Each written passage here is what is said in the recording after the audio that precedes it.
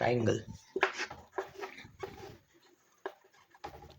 इसके एरिया का इसके एरिया को मेजर करने का फॉर्मूला है ए मतलब area equal to half into इसकी हाइट इंटू इसका बेस, मतलब ये है बेस और ये है हाइट।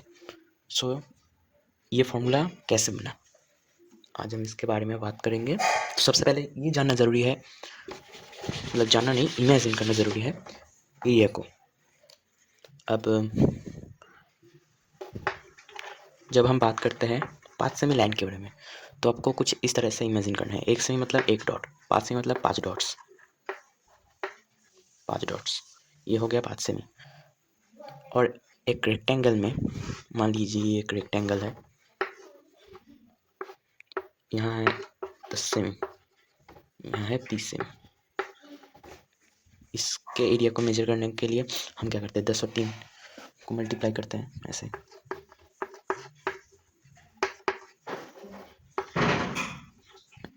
ये सेमी स्क्वायर बन जाएगा, सेमी और सेमी गुण होके।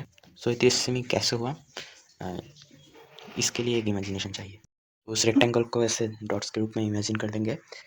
इधर को ऊपर इस तरफ 10 डॉट्स मतलब 10 सेमी, और ये चौड़ा था 3 सेमी मतलब 3 डॉट्स। तो इसके एरिया समझने के लिए हम ऐसे अलग से सोच लेंगे कि ऐसे 3 लाइन्स है, हर लाइन में 10 डॉट्स है, मतलब कुल कितने डॉट्स होंगे, 10 इंटू 3 मतलब 3 लाइन्स, और हर लाइन में 10 डॉट, मतलब कुल मिला के 30 डॉट्स।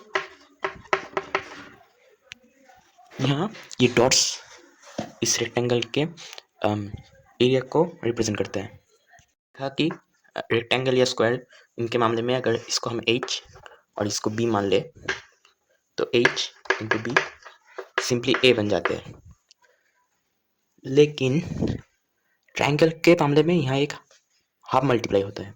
अब ये देखना है, अगर हम इन दोनों को कनेक्ट कर दे तो ये एक ट्राइंगल बन गया। और अब समझ ही सकता है कि इस ट्राइंगल का एरिया इस पूरे एरिया का हाफ है, इसलिए ट्राइंगल के एरिया में यहाँ एक हाफ मल्टीप्लाई होता है।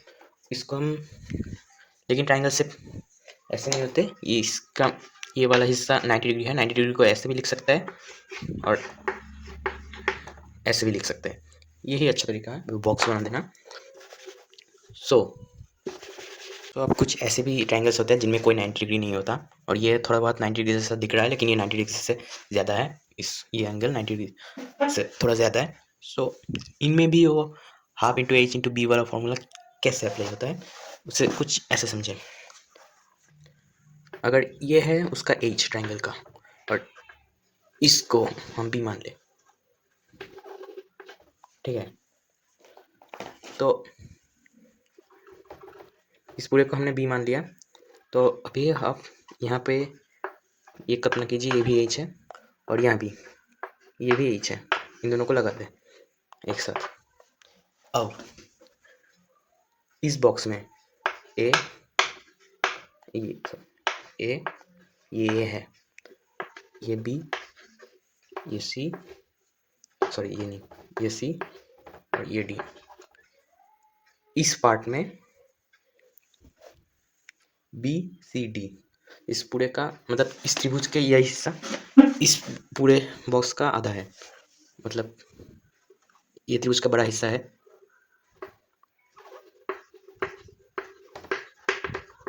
बड़ा हिस्सा ट्राइंगल को मैं त्रिभुज बोलता हूँ, जो भी हो। तो ट्राइंगल का बड़ा हिस्सा equal to half of rectangle का बड़ा हिस्सा। रेक्टेंगल को ऐसे देख सकते हैं, बी एच, यहाँ बी, अच्छा बड़ा हिस्सा ही लिखता हूँ, बड़ा हिस्सा, ये बड़ा हिस्सा लिखा है मैंने, ठीक।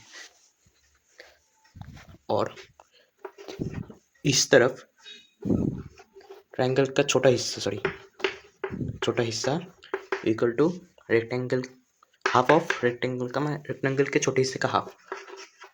अगर इन दोनों को कंपेयर करें तो कुल त्रिभुज मतलब बड़ा हिस्सा प्लस छोटा हिस्सा, बड़ा हिस्सा प्लस छोटा हिस्सा equal to half of rectangle का बड़ा हिस्सा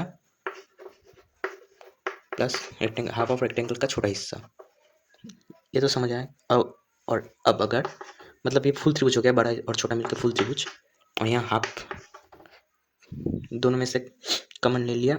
अब बड़ा प्लस छोटा इक्वल टू पूरा रेक्टेंगल, पूरा रेक्टेंगल, बड़ा प्लस छोटा पूरा रेक्टेंगल इंटू हाफ। मतलब यहाँ भी रेक्टेंगल का मतलब तो h इंटू बी है ही, उसके साथ हाफ आ गया। तो ऐसे बनता है।